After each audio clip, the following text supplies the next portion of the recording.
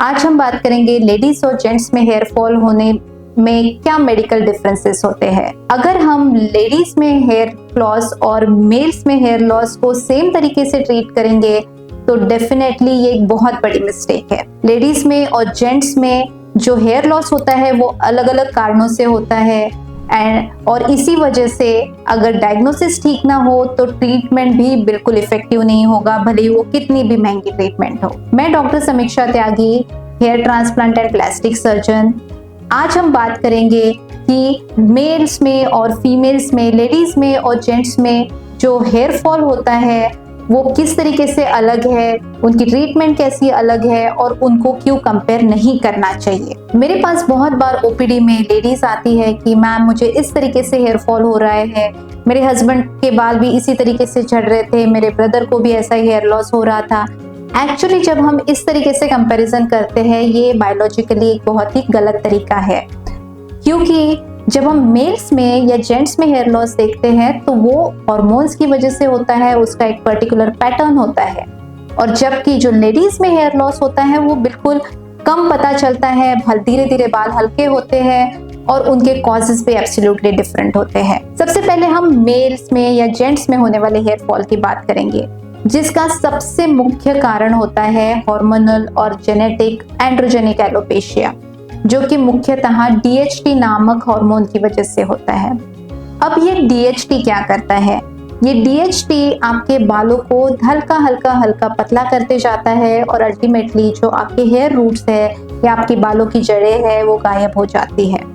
और इसी वजह से मेल्स में जो हेयर लॉस होता है वो अक्सर हेयर लाइन से स्टार्ट होता है। बहुत बार वो क्राउन पे थिनिंग देखते हैं और एडवांस स्टेज में आपको दिखता है कि बहुत बड़े एरिया से बाल चले गए हैं। जेंट्स में होने वाला हेयर फॉल ये बहुत ही प्रेडिक्टेबल होता है, स्लो ऑनसेट होता है और इसमें हम एक पैटर्न भी देखते हैं और ये काफी आसानी से डायग्नोज हो जाता है और इसके लिए ट्रीटमेंट प्लान करना एज अ डॉक्टर हमारे लिए काफी आसान होता है। अगर हम लेडीज की हेयर फॉल की बात करें तो ये बहुत ही कम बार एक स्ट्रेट फॉरवर्ड होता है। लेडीज में झड़ने वाले बाल ये कभी भी पैचेस में नहीं जाते हैं।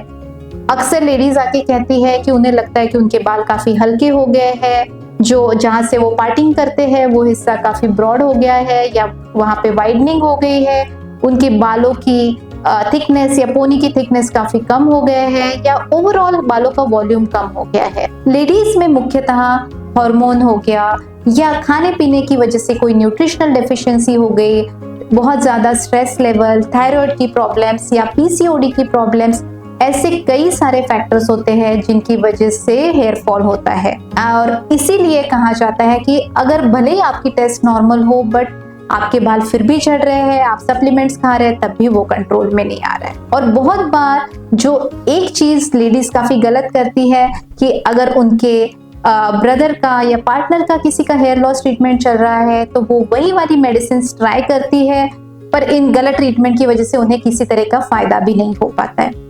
एक्चुअली सिचुएशन जो हेयर लॉस की है वो और ज्यादा बढ़ जाती है। इसीलिए लेडीज को ये समझना बहुत जरूरी है कि आपके हेयर लॉस का जो कारण है ये पता करना और उसके हिसाब से ट्रीटमेंट करना बहुत ही इंपॉर्टेंट चीज है, तभी आपको हेयर लॉस की ट्रीटमेंट का अच्छा रिजल्ट मिल पाएगा। अक्सर हम देखते हैं कि जब भी लेडीज में हेयर फॉल शुरू होता है तो काफी ज्यादा पैनिक होता है या काफी ज्यादा स्ट्रेसफुल सिचुएशन हो जाती है, जो कि समझा जा सकता है, क्योंकि ऐसा नहीं है कि हेयर फॉल लेडीज के लिए सिर्फ हेयर फॉल होता है, वो एक उनकी आइडेंटिटी, कॉन्फिडेंस इससे भी रिलेटेड होता है। पर लेडीज हेयर फॉल की एक बहुत ही पॉजिटिव साइड है।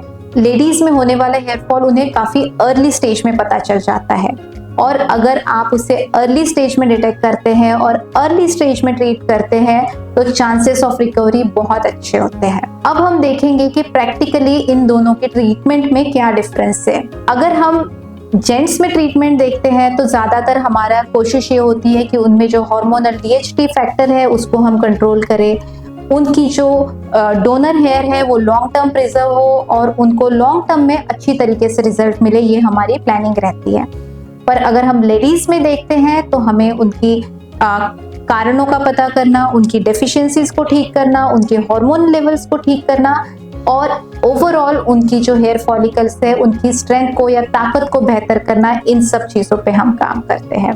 तो डेफिनेटली मेल्स में और फीमेल्स में ट्रीटमेंट में काफी फर्क पड़ता है। अब यही सारी चीजें अगर हम समराइज करें तो जो मेल हेयर लॉस है वो यूजुअली आपको उभर कर दिख के आएगा और उसमें एक टिपिकल पैटर्न होगा जो आपके हेयर लाइन से या क्राउन से शुरू होगा, जबकि फीमेल्स में जो हेयर लॉस है वो हिडन रहेगा।